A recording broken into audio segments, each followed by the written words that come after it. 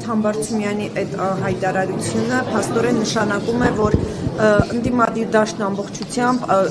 այսինքն ճիշտ է ընկալվել, պետք է դուրս գա այժմ փողոցային պայքարի, որպեսզի հաջողի իմպիչմենտի գործընթացը։ Դա փողոցային համընդհանուր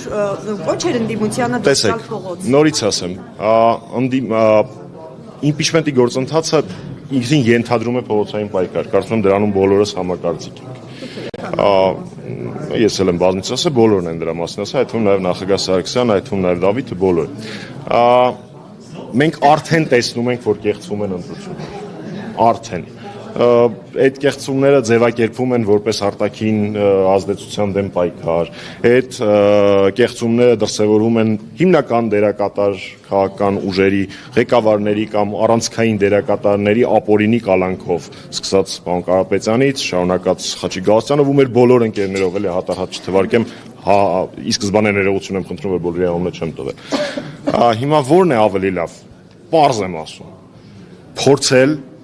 ռեալ գործիքը, իմպիչմենտի գործիքը, իսկ նույնիսկ եթե այս կամ այն պատճառով այն հաջողության չհասնի, իշխանությունները կտեսնեն, որ արկա է լծակ